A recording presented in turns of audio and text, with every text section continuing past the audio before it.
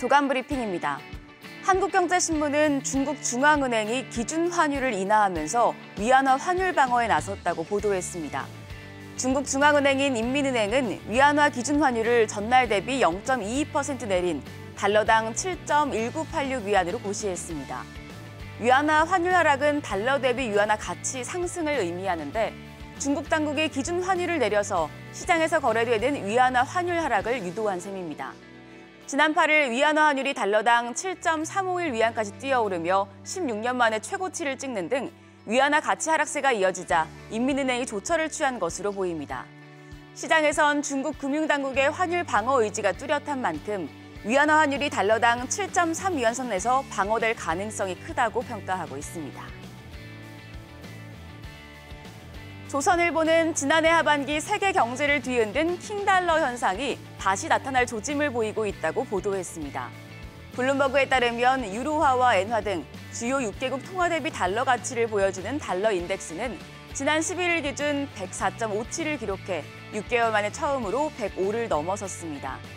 불과 두 달 전만 해도 달러 인덱스가 1년 3개월 만에 100 밑으로 떨어졌었지만 글로벌 침체 우려가 깊어지는 점과 유가 급등으로 재차 인플레이션 조짐이 보이는 것이 달러 강세를 부추기고 있습니다. 주요국은 킹달러 위세에 눌려 달러 대비 환율이 걷잡을 수 없이 급등하며 통화 가치가 하락하자 중앙은행과 금융당국이 노골적으로 시장에 개입하며 제동을 걸고 있습니다. 앞서 전해드린 것처럼 중국 중앙은행이 위안화 하락을 저지하고 일본의 경우 7년 넘게 이어온 마이너스 금리 정책의 해제 가능성까지 언급하는 상황에 이르렀습니다.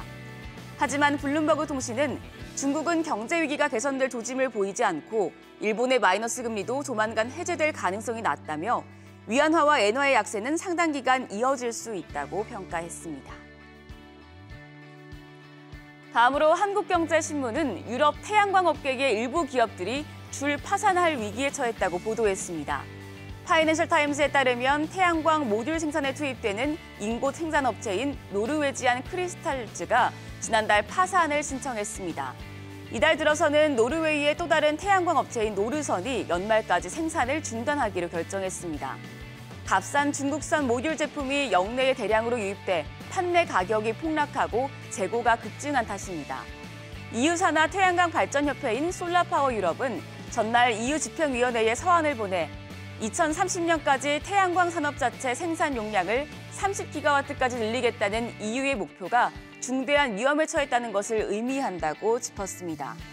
현재 EU 태양광 수입량의 4분의 3을 중국산이 차지하고 있으며 유럽 내 생산 비용의 절반 수준으로 태양광 모듈 가격을 대폭 끌어내린 것으로 알려집니다.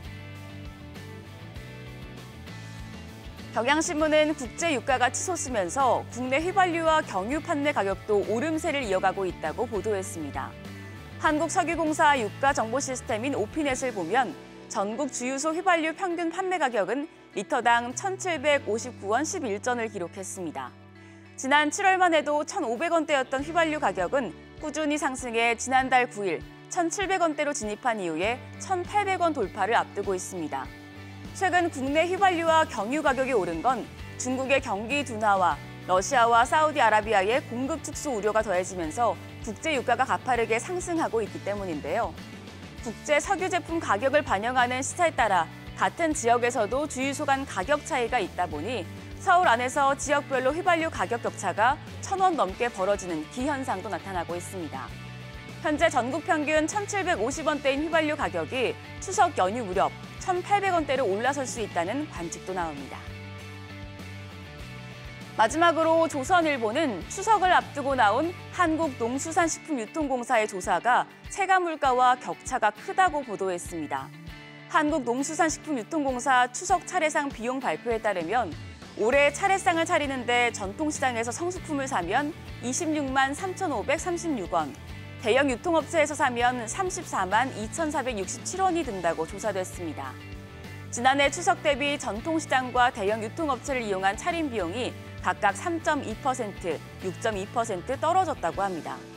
그런데 실제 대형마트 현장 물가와 비교하면 3.5% 떨어졌다는 사과 가격이 한 대형마트에서 지난해 대비 60% 가까이 오른 것으로 나타났고 18.3% 내렸다는 시금치 가격도 전년 대비 23.2%나 뛰었다고 합니다. 2022년 하루치와 2023년 하루치만 맞비교해서 차례상 가격을 비교하면 신뢰도가 떨어질 수밖에 없다는 지적이 나오는데요. 다만 한국농수산식품유통공사는 당시 여름철 폭우와 폭염에 채소류 가격이 올라 있던 데다 과일들도 본격적으로 출하되기 이전이라 비쌌다며 올해는 작년보다 추석이 19일 늦어 성수품 출하량은 충분하다고 밝혔습니다. 지금까지 조간 브리핑이었습니다.